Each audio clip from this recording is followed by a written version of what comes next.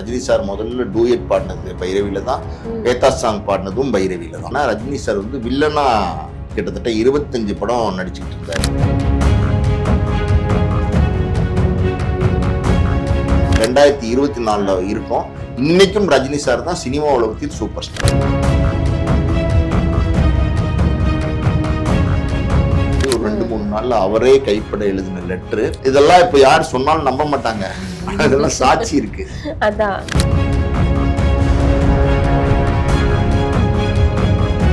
அன்னைக்கு நான் பார்த்த அழகு இன்னைக்கு அந்த சினிமால இல்ல. இப்ப இருக்கிற நடிகர்கள் எல்லாம் பாத்தீங்கன்னா கோடிகள்ல சம்பளம் வாங்குறாங்க. யாரும் யாரை பத்தி கவலைப்படுறது.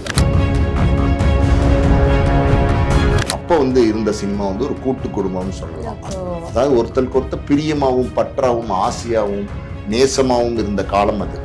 அது வந்து இப்போ வந்து எப்படி தனி கொடுத்தனத்துல வந்து புருஷன் முண்டாட்டி.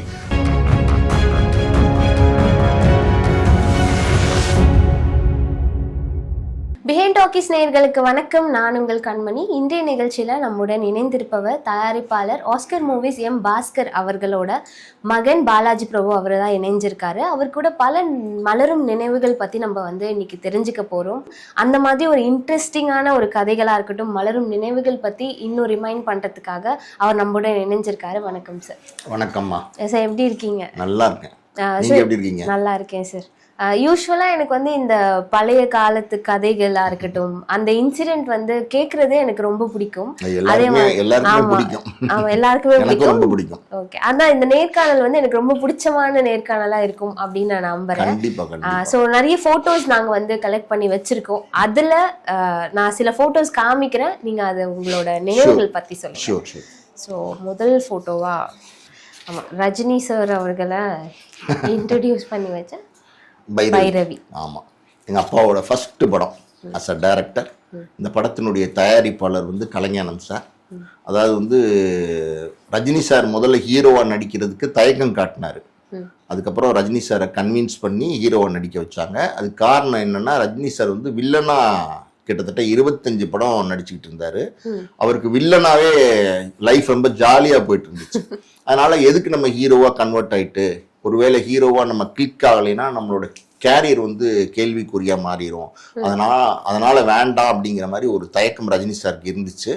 அதை கலைஞானம் சாரும் அப்பாவும் கன்வின்ஸ் பண்ணி, கண்டிப்பாக நீங்கள் ஒரு ஹீரோ மெட்டீரியல் நடிங்க அப்படின்னு சொல்லி அந்த ஹீரோவை படத்தில் நடிக்க வச்சாங்க. அந்த படத்தில் வந்து கட்டப்புள்ள குட்டப்புள்ளைன்னு ஒரு டூயட் சாங், அப்புறம் வந்து நண்டூருது நரியூருதுன்னு ஒரு பேத்தா சாங், இதெல்லாம் வந்து ரஜினி சார் முதல்ல பாடுறாரு. ரஜினி சார் முதல்ல டூயட் பாடினது பைரவியில தான், பேத்தா சாங் பாடினதும் பைரவியில தான். அந்த மாதிரி இந்த படங்கள் வந்து நிறைய சிறப்புகளை கொண்டது. இந்த படத்தை பொறுத்த வரைக்கும் ரஜினி சார் வந்து ஃபர்ஸ்ட் ஹீரோ படம் பைரவி. அந்த தயாரிப்பாளர் கலைஞானம் சாருக்கு ஃபர்ஸ்ட் தயாரிப்பாளர் அந்த படத்துக்கு.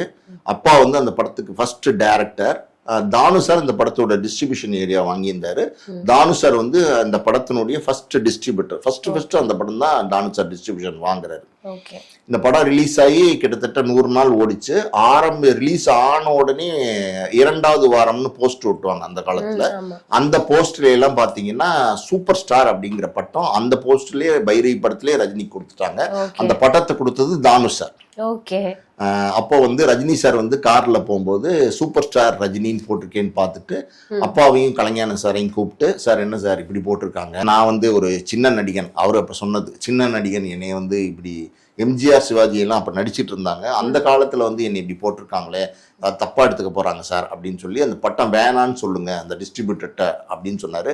ஏன்னா டிஸ்ட்ரிபியூட்டர் தானு சாருக்கு ரஜினி சாருக்கு அவ்வளவு பழக்கம் கிடையாது அப்ப அந்த காலகட்டத்துல. அப்ப அப்பாவும் கலைஞானம் சாரும் தானு சார் ஆபீஸ் போய், சார் இந்த மாதிரி அந்த பட்டம் வேணான்னு ரஜினி சார் சொல்றாரு, அதை எடுத்துடலாமே அப்படின்னும் போது தானு சார் அதை எடுக்க மறுத்துட்டார். இல்லை நீங்க விட்டுருங்க, நிச்சயமா வந்து அடுத்த சினிமா உலகத்தின் சூப்பர் ஸ்டாரா நான் கொடுத்த பட்டம் கடைசி வரைக்கும் ரஜினி சாருக்கு நிலைக்கும், நீங்க வேணா பாருங்க அப்படின்னு சொன்னாரு. அது வந்து இன்னைக்கு வரைக்கும் கிட்டத்தட்ட பைரவி ரிலீஸ் ஆகி 1978, இன்னைக்கு வந்து 2024 இருக்கும். இன்னைக்கும் ரஜினி சார் தான் சினிமா உலகத்தில் சூப்பர் ஸ்டார். அவரோட தன்னடக்கம் இதுலயே தெரியுது இல்லையா? ஆமா, அவரு எப்பவுமே ரொம்ப தன்னடக்கமான மனிதர், ரொம்ப தன்மையான மனிதர், எல்லாத்துக்கிட்டையும் மரியாதையா நடந்துக்க கூடியவர். இப்ப அப்பாலாம் பார்த்தா செட்ல இருக்கும்போது, பைரவி செட்ல இருக்கும்போது ஸ்மோக் பண்ணிட்டு இருப்பாராம். அப்ப அப்படி கிராஸ் பண்ணி போனாருன்னா டக்குன்னு சிகரெட்டை பின்னாடி மறைச்சுப்பாராம். டைரக்டருக்குன்னு ஒரு ரெஸ்பெக்ட் அவர் கொடுத்துருக்காரு. அப்பா வந்து ரஜினி சாரோட சீனியரு.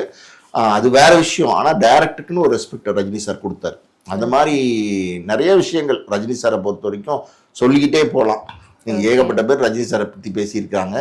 அதுல வந்து எங்க அப்பா வந்து ரஜினி சாரை ஹீரோவா அறிமுகப்படுத்தினாருன்னு ஒரு விஷயம் இருக்கு பாத்தீங்களா, அது வந்து என்னால காலத்துக்கும் மறக்க முடியாத ஒரு விஷயம். ரொம்ப சந்தோஷமா இருக்கு சார். கண்டிப்பா கண்டிப்பா அது எவ்வளவு பெருமையான விஷயம். ரஜினி சாரை ஹீரோவா அறிமுகப்படுத்தின டைரக்டர் எங்க அப்பா தான் அப்படின்னும் போது ரொம்ப பெருமையான விஷயம். ஓகே. சோ இந்த பைரவி மூவிக்கு முன்னாடியே அவர் நிறைய படங்கள்ல வில்லனா நடிச்சிருக்காரு. ஆமா, நடிச்சிட்டு இருந்தாரு. அதுக்கோட டிரான்ஸ்ஃபர்மேஷன் எப்படி இருந்துச்சு? அவருக்கு அது ஈஸியா இருந்துச்சா நடிக்கிறதுக்கு? இல்ல வில்லன் இதெல்லாம் வரல. ஆக்சுவலி வந்து ரஜினி சார் வந்து நல்ல நடிகருங்க, பண்பட்ட நடிகர். அதுக்கு சில உதாரணங்கள் சொல்றேங்க. தற்பு தாளங்கள், அதுக்கப்புறம் எங்கேயோ கேட்ட குரல், அப்புறம் 6லிருந்து 60 வரை, அப்புறம் வந்து நிறைய படங்கள் அந்த மாதிரி. அதாவது வந்து முள்ளும் மலரும் படங்கள்லாம் பாருங்க, வேற வேற பரிமாணங்கள் ரஜினி சார்ட்ட இருக்கும். நல்ல நடிப்பு திறன் ரஜினி சார்ட்ட இருக்கும். அதனால ரஜினி சாருக்கு வந்து ஹீரோவா இன்ட்ரடியூஸ் ஆகும்போது வில்லனா நடிச்ச அந்த சுவடுகள் பெருசா இல்லை. ஆனா அது ஒரு ஆக்ஷன் ஹீரோ, அதனால அவர் ஈஸியா பண்ணிட்டார். ஓகே. ஆஹா, ரொம்ப அழகா இருக்கு இந்த பிக்சர் பார்க்கும்போது. நான் சொன்னேன்ல விஷ்ணு பூஜை. ஓகே. அப்போ வந்து நான் காலேஜ் ஃபைனல் இயர் படிச்சிட்டு இருந்தேன், எம்காம். இது நீங்க தானே? அது நான் தான். ஓகே. ஓ, இதுல இருக்கவங்க எல்லாருமே தெரியுமா? இதுல இருக்கிறவங்க எல்லாருமே என்னோட ஃப்ரெண்ட்ஸ், காலேஜ் ஃப்ரெண்ட்ஸ். அப்படியா? இத்தனை பேரு? வாவ். ஓகே. இன்னும் நிறைய பேர் வந்திருந்தாங்க. 2 செக்டாரா எடுத்தோம். அதுல ஒரு செக்டார் எடுத்த போட்டோ எங்க போச்சுன்னு எனக்கு தெரியல. இது என் கைக்கு கிடைச்சிச்சு அன்னைக்கு. விஜய் சார் கிட்ட போய் நான் சொன்னேன், அந்த மாதிரி என்னோட காலேஜ் ஃப்ரெண்ட்ஸ் வந்து உங்களோட ஒரு போட்டோ எடுத்துக்கிறாங்க, ஒரு குரூப் போட்டோ எடுக்கணும் அப்படின்னு சொன்னபோது இம்மீடியட்டா ஒத்துக்கிட்டு கூட வந்து நின்னாரு. பக்கத்துல இருக்கிறது நானு, சுத்தி இருக்கிறது எல்லாருமே என்னோட ஃப்ரெண்ட்ஸ், காலேஜ் ஃப்ரெண்ட்ஸ். நியூ காலேஜ்ல படிச்சேன் நானு. அந்த காலேஜ்ல படிச்ச ஃப்ரெண்ட்ஸ் எல்லாருமே இன்னைக்கு எல்லாருமே வேற வேற கண்ட்ரில பெரிய பெரிய போஸ்ட்ல இருக்காங்க. அடுத்து இங்க அடுத்தடுத்து தளபதி பத்தி, இது வந்து ஒரு விஜய் சார் வந்து தினத்தந்தியில விஷ்ணு படம் ரிலீஸ் ஆகி ஒரு 2-3 நாள்ல அவரே கைப்பட எழுதின லெட்டரு பப்ளிசிட்டியா கொடுத்திருந்தாரு. அந்த தினத்தந்தியில இது பப்ளிஷ் ஆயிருந்துச்சு. அதுல என்ன எழுதியிருக்காருன்னா, ஒரு சின்ன நடிகனை வைத்து ஒரு பெரிய படத்தை எடுத்து எனக்கு மிகப்பெரிய பேரையும் புகழையும் கொடுத்த ஆஸ்கார் மூவிஸ் தயாரிப்பாளர் திரு எம் பாஸ்கர் அவர்களுக்கும் திரு பாலாஜி பிரபு அவர்களுக்கும் என்னுடைய மனமார்ந்த நன்றிகள் அப்படின்னு அவரே எழுதி கையெழுத்து போட்டு தினத்தந்தியில இந்த விளம்பரம் வந்துச்சு. இதெல்லாம் இப்ப யார் சொன்னாலும் நம்ப மாட்டாங்க, அதெல்லாம் சாட்சி இருக்கு. இதுக்கு அந்த அந்த கட்டிங்ஸ் அந்த காலத்துல எப்படியோ என்கிட்ட வந்துருச்சு. அது எப்படின்னு தெரியல. நான் போட்டோ எடுத்து வச்சேன்னா ரொம்ப 95 வச்சுக்கோங்களேன், ஆகஸ்ட் மாசம். இது எக்ஸாக்ட் டேட் கூட எனக்கு தெரியல. ஆனால் விஷ்ணு வந்து 17ஆம் தேதி ஆகஸ்ட் ரிலீஸ் ஆச்சு, ஆகஸ்ட் 95ல.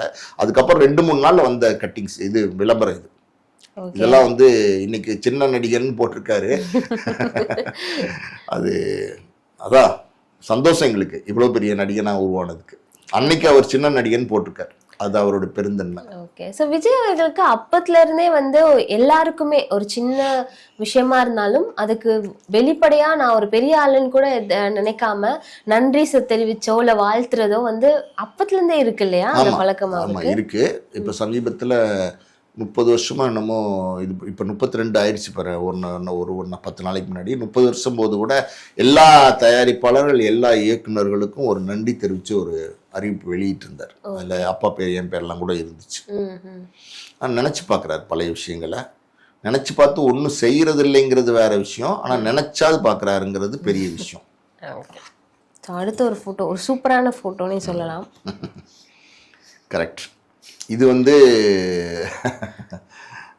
2013 டிசம்பர் மாதம் கிறிஸ்மஸ் அன்னைக்கு எடுக்கப்பட்ட படம். ஆமாம். ஜிஆர்டி டி நகர்ல ஒரு ஸ்டார் ஹோட்டல் இருக்கு இல்லையா, அதுல வந்து விஜய் சார் வந்து ஏர்லி டேஸ் ப்ரொடியூசர் ஒரு 5 பேரை வந்து கௌரவப்படுத்துறதுக்காண்டி அங்கே கூப்பிட்டு இருந்தாரு. பிடி செல்வகுமார்னு ஒரு பிஆர்ஓ அவர் கூட இருந்தார் அப்போ, இப்போ இல்லை.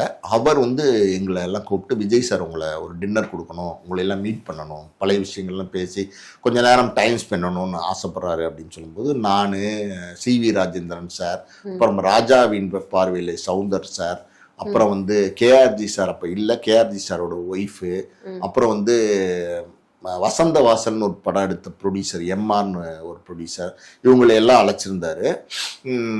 கொஞ்ச நேரம் எங்களோட டைம் ஸ்பெண்ட் பண்ணார், பேசிகிட்டு இருந்தார், எல்லாரோடையுமே கூடி உட்காந்து பேசிகிட்டு இருந்தார். அப்புறம் நாங்கள் எல்லாருமே ஒரு சின்ன டின்னர் மாதிரி சாப்பிட்டோம். அது படம் அது முடிச்சுட்டு அந்த ஃபங்க்ஷன் முடிக்கும்போது அந்த ஸ்டேஜ் மாதிரி இருந்துச்சு. அப்புறம் சில கிஃப்டெல்லாம் கூட எங்களுக்கு கொடுத்து அவர் ஹானர் பண்ணார் எங்களை.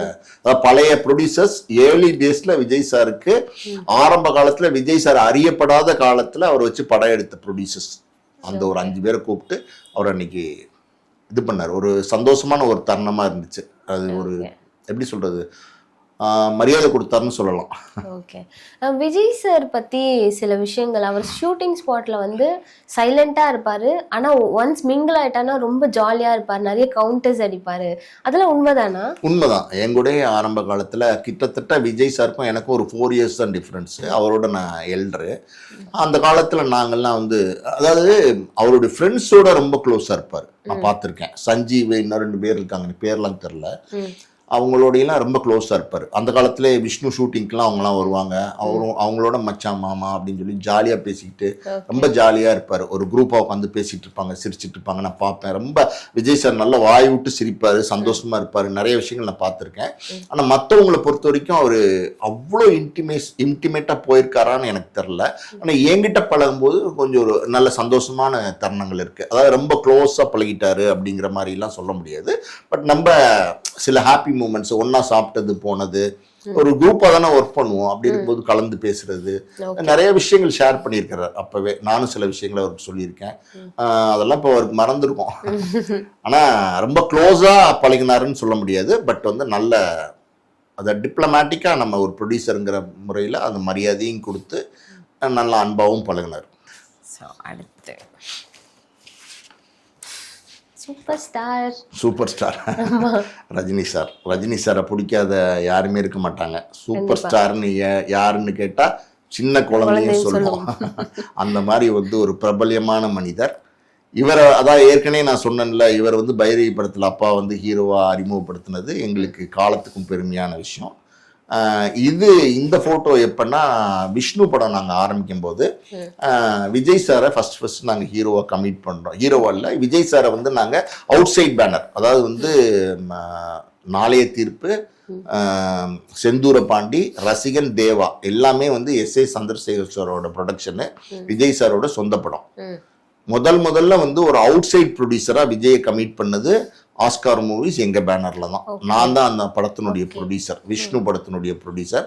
எப்படி ரஜினி சாரை வந்து பைரவி படத்துல எங்க ஃபாதர் வந்து ஹீரோவா இன்ட்ரடியூஸ் பண்ணும்போது அந்த கிரெடிட், அதாவது வந்து அது லாங் லாஸ்டிங் கிரெடிட், அது வந்து எப்பவுமே நிலைச்சிருக்கும். அதே மாதிரி வந்து விஜய் சாரை வந்து அவுட் சைட் பேனரா முதல்ல ஆஸ்கார் மூவிஸ் பேனரில் நாங்கள் தான் ப்ரொடியூஸ் பண்ணோம். அதான் நான் தான் ப்ரொடியூஸ் பண்ணேன், அந்த ப்ரொடியூசர் நான் தாங்கிறது வந்து என்றைக்குமே எனக்கு வந்து பெரிய பெருமையை சேர்க்கக்கூடிய விஷயம். இன்றைக்கும் பார்த்தீங்கன்னா இன்றைக்கி அரசியல், சினிமாவை தாண்டி அரசியல் அது இதுன்னு பெரிய லெவலில் வந்துட்டார். ஒரு கட்சி தலைவராக வந்துட்டார். நாளைக்கு சிஎம்மாக அவருடைய இலக்கு இருக்குது. அது வந்து என்னங்கிறத நம்ம 26 பார்ப்போம். ஆனால் அவ்வளோ பெரிய உயரத்துக்கு விஜய் சார் வந்தது வந்து, அதாவது என்னுடைய நடிகர், என்னுடைய ஹீரோ, முதல்ல அவுட் சைட் பேனரில் நான் வந்து விஷ்ணு படத்தை ப்ரொடியூஸ் பண்ண ப்ரொடியூசருங்கிற பேரில் விஜய் சார் மேலே எனக்கு ரொம்ப பற்றும் பிரிவும் உண்டு. அந்த படத்தினுடைய பூஜைக்கு ரஜினி சாரை போய் நான் வந்து கூப்பிட்டோம். நானும் அப்பாவும் போய் கூப்பிட்டோம் ராகவேந்திரா கல்யாண மண்டபத்தில். அப்போ ரஜினி சார் கண்டிப்பாக நான் வரேன். அப்பா என்ன சொன்னோன்னா, என்னுடைய சன் வந்து ஃபர்ஸ்ட் ப்ரொடியூஸ் பண்ணுறாரு, நீங்கள் இந்த படத்துக்கு வந்து குத்துவிளக்கு ஏற்றி வைக்கணும் ரஜினி அப்படின்னு அப்பா சொன்னார். அப்போ ரஜினி சார் வந்து கண்டிப்பாக நான் வரேன் அப்படின்னு சொல்லிட்டு, அப்பா மாதிரி படிச்சிட்டு சினிமாவுக்கு வரீங்களான்னு கேட்டார். ஆமாம் அப்படின்னு சொன்னேன். யார் இந்த படத்தில் வந்து ஹீரோவை போட்டிருக்கீங்கன்னு என்கிட்ட கேட்டார். நான் அப்போ சொன்னேன் விஜய் போட்டிருக்கோம்னு. விஜய்னோன்னே ரஜினி சார் டக்குன்னு விஜயகாந்தா அப்படின்னு கேட்டார். இல்லை சார் விஜய் அப்படின்னேன். விஜய் யாரு, நியூ ஃபேஸா அப்படின்னு கேட்டார். இல்லை சார் எஸ்ஏ சந்திரசேகர் சாரோட சன் அப்படின்னேன். ஓ அந்த ரசிகன் படம்லாம் இருக்கே சார், நான் கேள்விப்பட்டேன். ஓகே நான் கண்டிப்பாக வரேன் அப்படின்னாரு. இன்விடேஷனில் பேர் போடலாமான்னு கேட்டோம். அது வேண்டாம், ஆனால் வந்து நான் கண்டிப்பாக சொன்ன நேரத்துக்கு பூஜை டயத்துக்கு வந்துடுறேன், குத்துவிளக்கு ஏற்றி வைக்கிறேன், சொன்னபடி வருவேன் அப்படின்னு சொன்னார். ரஜினி சார் சொன்ன மாதிரியே வந்து பூஜைக்கு வந்தார், குத்துவிளக்கு ஏற்றி வச்சார், என்னை விஷ் பண்ணார், விஜய் சாரை விஷ் பண்ணார். அந்த ஃபோட்டோஸ்லாம் கூட இருக்குது. விஜய் சாரை விஷ் பண்ணார். ஒரு சூப்பர் ஸ்டார் பின்னாடி நாளைக்கு விஜய் சாரும் ஒரு சூப்பர் ஸ்டாராக வரப்போகிறாருன்னு அவருக்கு தெரிஞ்சிருக்குமா தெரியாதான்னு எனக்கு தெரில. ஆனால் அன்னைக்கு வந்து அந்த படத்தை குத்துவிளக்கு ஏற்றி துவங்கி வச்சார், விஷ் பண்ணார் விஜய் சாருக்கு. இன்னைக்கு விஜய் சாரும் ஒரு சூப்பர் ஸ்டார் அப்படிங்கிற அளவில் வளர்ந்துட்டாரு. இது ரெண்டுமே எங்களுக்கு இந்த ரெண்டு விஷயம் இருக்கு பார்த்தீங்களா, ரஜினி சாரை எங்கள் அப்பா ஹீரோவாக இன்ட்ரடியூஸ் பண்ணதும், விஜய் சாரை அவுட் சைட் பேனராக ஃபஸ்ட்டு ப்ரொடியூசராக நான் ப்ரொடியூஸ் பண்ணதும், இந்த ரெண்டு விஷயங்கள் எங்களுடைய சினிமா கேரியரில் ரொம்ப சந்தோஷமான பெருமையான விஷயமா நான் நினைக்கிறேன். சார், ரொம்ப அழகான அற்புதமான சில விஷயங்கள்லாம் வந்து ஷேர் பண்ணீங்க. அந்த மலரும் நினைவுகள் அப்படின்றது உண்மைதான். நீங்கள் ஷேர் பண்ணும்போது ரொம்ப அழகாக இருந்தது. இதுல இருந்து எனக்கு ஒரே ஒரு கேள்வி என்ன அப்படின்னா, அப்போ இருந்த சினிமாக்கும் இப்போ இருக்க சினிமாக்கும் என்ன வித்தியாசம் இருக்குது? நீங்கள் அதை எப்படி பார்க்குறீங்க? அதாவது ஒரு கூட்டு குடும்பம் அப்படின்னு சொல்லுவாங்கல்ல, அது வந்து இப்போ இல்லாமல் போச்சு. அப்போ வந்து இருந்த சினிமா வந்து ஒரு கூட்டு குடும்பம்னு சொல்லலாம். அது எப்படின்னா, இப்போ ஒரு ஏவிஎம் ஸ்டுடியோக்குள்ளே போனீங்கன்னு வச்சுக்கோங்க, ஒரு 7-8 செட் இருக்கும், ஃப்ளோர்ஸ் இருக்கும். அதுக்கப்புறம் பார்த்தீங்கன்னா அங்கே வந்து ஒரு முருகன் கோவில் இருக்கும், ஒரு பிள்ளையார் கோவில் இருக்கும், சின்னதாக ஒரு தண்ணி இருக்கிற மாதிரி, ஒரு ஊற்றிக்கிட்டே இருக்கிற மாதிரி ஒரு எப்படி சொல்கிறது, ஒரு சிலை, வாட்டர் ஃபால்ஸ் மாதிரி ஒரு சிலை இருக்கும். அப்புறம் ஒரு கார்டன் இருக்கும். இந்த மாதிரி நிறைய விஷயங்கள் வந்து அங்கே இருக்கும். அப்போ நீங்கள் பார்க்கும்போது ஒரு செட்டில் நம்ம ஷூட்டிங் நடத்திட்டு இருக்கோம்னு வச்சுக்கோங்க, பக்கத்து செட்டில் ரஜினி சார் நடிச்சிட்டு இருப்பாரு, ஒரு பெரிய படம் போயிட்டு இருக்கோம். இந்த பக்கம் பார்த்தீங்கன்னா விஜயகாந்த் சார் நடிச்சிட்டு இருப்பாரு. அந்த 4 செட் பார்த்தீங்கன்னா கார்த்திக் சார் நடிச்சிருப்பாரு, பிரபு சார் இன்னொரு செட்டில் இருப்பாரு. இதெல்லாம் எப்படி இருக்கும் பாருங்க. அப்போ வந்து சுண்டல்லாம் கொண்டு வந்து கொடுப்பாங்க, அதுக்குன்னு ஒரு ஆளுங்கள்லாம் இருக்காங்க. ஈவினிங் ஆச்சுன்னா அந்த ஃப்ளோர்லேயே சுற்றிட்டே இருப்பார் ஒருத்தர். அதெல்லாம் பார்க்கறதுக்கு ரொம்ப சந்தோஷமா இருக்கும். அதாவது ஃப்ரீ டைம்ல எல்லாரும் வெளியில சேர் போட்டு அழகா அவங்கவுங்க டிஸ்கஸ் பண்ணிட்டு இருப்பாங்க. உங்களுடைய பிரச்சனை என்ன, உங்க குடும்பத்துல என்ன நடக்குது, எனக்கு என்ன பிரச்சனை, அடுத்த படம் என்ன, இப்ப இந்த ப்ராஜெக்ட் பண்ணிட்டு இருக்கிறேன், அடுத்த படம் என்ன சம்பளம் வாங்கலாம், நீங்க என்ன சம்பளம் வாங்கிக்கிறீங்க அப்படின்னு எல்லாரும் ஒருத்தருக்கு ஒருத்தர், நடிகர் நடிகைகள் எல்லாம் உட்காந்து பேசிட்டு இருப்பாங்க. சந்தோஷமா இருக்கும். கொஞ்ச தூரத்துல வந்து கார்த்திக் இருக்காரு அப்படின்னா, பிரபு சார் வந்து ஒரு 500 அடி வாக் பண்ணி போய் கார்த்திக் சாரோட உட்காந்து கொஞ்சம் நேரம் பேசிட்டு இருப்பாரு. இப்போ நான் அங்கே இருக்கேன்ப்பா, கார்த்திகோட இருக்கேன், ஷார்ட் ரெடினா கூப்பிடுங்கன்னு அங்கே போய் பேசிட்டு இருப்பாரு. இந்த மாதிரி நிறைய விஷயங்கள் அந்த காலத்தில் இருந்துச்சு. இப்போ வந்து ஊறுகாய் இருக்கு பார்த்தீங்களா, அந்த கோங்கரா ஊறுகாலாம் ஒருத்தர் கொண்டு வந்து கொடுப்பாரு, ஆவக்காய் ஊறுகாலாம். அதை ஒரு பேக்ல ஒருத்தர் வந்து வச்சு கொண்டு வருவாரு. இவங்கெல்லாம் வந்து எப்படா வருவான்னு இருப்பாங்க. அது அவ்வளோ டேஸ்டா இருக்கும். ஹோம்மேடு அது. அதை வாங்குவாங்க. எனக்கு ஒன்று கொடுப்பா, எப்போ அந்த ஆள் வந்துட்டான்னா சொல்லு, எனக்கு ஒன்று வாங்கு, இந்த கோங்கரா ஒன்று வாங்க, அதை வாங்கிட்டு போவாங்க. அதெல்லாம் அந்த ஸ்பெஷலான ஒரு விஷயங்கள் இருக்கு பார்த்தீங்களா, அதெல்லாம் வந்து இப்போ இல்லாமல் போச்சு. அதாவது ஒருத்தருக்கு ஒருத்தர் பிரியமாகவும் பற்றாவும் ஆசையாகவும் நேசமாகவும் இருந்த காலம் அது. அது வந்து இப்போ வந்து எப்படி தனி கொடுத்தனத்தில் வந்து புருஷன் முண்டாட்டி, ஒரு குழந்தை 2 குழந்தை கூட கிடையாது, ஒரு குழந்தைன்னு ஆகி போச்சு எல்லா இடத்துலையும். அந்த மாதிரி இப்போ தனித்தனியாக கதவை சாத்திட்டு இருக்கிறாங்களோ அந்த மாதிரி வந்து இப்போ இருக்கிற நடிகர்கள்லாம் பார்த்தீங்கன்னா கோடிகளில் சம்பளம் வாங்குறாங்க. யாரும் யாரை பற்றியும் கவலைப்படுறதில்ல. அவங்க வந்து மேக்சிமம் ஷார்ட் முடிஞ்சிருச்சா, ஓகேப்பா, அப்போ எப்போ அடுத்த ஷாட் எப்போ அப்படின்னு கேட்குறாங்க. அடுத்த ஷாட் வந்து ஒரு 1/2 hour ஆகும் சார் அப்படின்னோடனே, ரைட் நான் கேரவன் இருக்கேமா அப்படின்ட்டு உள்ள கேரவன் போகிறாங்க. எல்லாரும் கேரவன் போயிடறாங்க. விஜய் ஒரு கேரவன் போயிடுறாரு, சும்மா பேச்சு சொல்கிறேன். திரிஷா ஒரு கேரவன் போயிடுறாங்க, நிலகல் ரவி அந்த அவர் ஒரு கேரவன் போயிடுறாரு. யாரா இருந்தாலும் சின்ன காம்போ யோகி பாபு வந்தா அவர் ஒரு கேரவன் பேர். ஒரு படத்துல ஒரு முக்கியமான ஆர்டிஸ்ட் ஒரு 20 பேர் நடிக்கிறாங்கன்னா 20 பேரும் கேரவன் போயிடுறாங்க. 20 பேருக்கும் கேரவன். டைரக்டர் ஒரு கேரவன் போயிறாரு, கேமராமேன் ஒரு கேரவன் போயிறாரு. அப்ப எங்க அந்த அசோசியேஷன் இருக்கும், எங்க அந்த கலகலன்னு பேசுற மாதிரி இருக்கும், எங்க அந்த யூனிட்டி இருக்கும், எங்க அந்த சிரிப்பு இருக்கும், அதெல்லாம் இப்ப இல்லை. இப்போ வந்து இப்படி மாறி போச்சு. சினிமா முடிக்கிறாங்க, வேலை முடிக்கிறாங்க, போயிடுறாங்க. அப்படி ஆகிப்போச்சு. நீ யாரோ நான் யாரோங்கிற மாதிரி ஆகிப்போச்சு. அப்போ வந்து சிம்பிளா சொல்லணும்னா, அப்போ வந்து கூட்டு குடும்பம் மாதிரி இருந்த சினிமா இப்ப தனி குடும்பமா, தனி குடுத்தனம் பிரிஞ்சு போற மாதிரி பிரிஞ்சு போயிட்டாங்க. ஆமா சார், நீங்க சொல்றது உண்மைதான், 100க்கு 100 உண்மைதான். அப்படிதான் ஆயிடுச்சு. இப்போ அன்னைக்கு நான் பார்த்த அழகு இன்னைக்கு அந்த சினிமால இல்ல. எத்தனையோ டெக்னாலஜி எல்லாம் டெவலப் ஆயிருச்சு, என்னென்னமோ வந்துருச்சு சினிமால, என்னென்னமோ விஷயங்கள்லாம் இப்போ அட்வான்ஸ் ஆகி போயிட்டே இருக்கு, அதாவது டெக்னிக்கலி. ஆனால் அந்த அழகு இருக்கு பார்த்தீங்களா, அது இன்னைக்கு இல்லை. ஓகே, கடைசியா ஒரே ஒரு கேள்வி சார், நீங்க அப்பாவை எந்த அளவுக்கு மிஸ் பண்றீங்க? இது எப்படி எனக்கு பதில் சொல்றதுன்னே தெரிலம்மா. அதாவது வந்து என்னுடைய பையன் இப்போ பிறந்துட்டான். என்னுடைய பையன் வந்து இப்போ எங்கள் அப்பா சொல்லுவார், நான் முதல்ல சொன்னேன் உங்ககிட்ட, உனக்கு ஒரு பையன் பிறந்தாதான் அந்த ஃபாதரோடைய அந்த இம்பார்ட்டன்ஸ் தெரியும்னு சொன்னாருன்னு நடுவில் பேசியிருக்கேன் நான். அதே மாதிரி பார்த்தீங்கன்னா இப்போ என் பையன் வெளில போகிறான், டூர் போகிறான், படத்துக்கு போகிறான், எல்லாம் போகும்போது இப்போ பார்த்து போயிட்டு வாடா, சீக்கிரமாக வந்துரு, பைக்கை மெதுவாக ஓட்டு, இப்படிலாம் சொல்லி அனுப்புகிறோம் பார்த்தீங்களா. இதெல்லாம் அப்பா எனக்கு அந்த காலத்தில் சொல்லி சொல்லி அனுப்புவார். இப்போ வந்து எங்கள் அம்மா இருக்காங்க எங்கள் வீட்டில். எதாக இருந்தாலும் நான் இன்றைக்கி வெளியில் கிளம்புனாலும் என் அம்மா வந்து பார்த்துப்போ, மழையாக இருக்குது, வலிக்கு விழுந்துடாத, எல்லாம் சொல்லி அனுப்புவாங்க. இந்த பேரண்ட்ஸோட கேர் பார்த்தீங்களா, அப்பா அம்மா இந்த கேர் வந்து வேற யாராலையுமே கொடுக்க முடியாது. ஒரு பையன் கூட ஒரு அப்பா கொடுக்க முடியாது. அப்பா அம்மாவால் தான் பிள்ளைங்களுக்கு கொடுக்க முடியும். அப்படி ஒரு கேரு. அதில் அப்பாவை இதே மாதிரி ஒரு சுச்சுவேஷனில் இருந்த நான் அப்பாவை மிஸ் பண்ணுறேன். 10 வருஷம் மேலே ஆகிப்போச்சு. ரொம்ப மிஸ் பண்ணுறேன். நான் வந்து இன்றைக்கும் எங்கள் ஃபாதருடைய ஃபோட்டோ வந்து எங்களுடைய பூஜை அறையில் இருக்குது. தினமும் அப்பாவை சாமி கும்பிட்டுட்டு தான் நான் வீட்டை விட்டே வெளியில் கிளம்புவேன். இது வந்து எனக்கு அவங்க அப்பா எங்கள் அப்பா மூலமாக எனக்கு வந்துச்சு. ஏன்னா அவங்க அப்பா அம்மாவை, அதாவது எங்கள் தாத்தா பாட்டியை எங்கள் அப்பா சாமி கும்பிடாமல் எங்கேயுமே கிளம்ப மாட்டார், வீட்டை விட்டே கிளம்ப மாட்டார். அது எனக்கு இப்போ ஃபாலோ ஆகுது.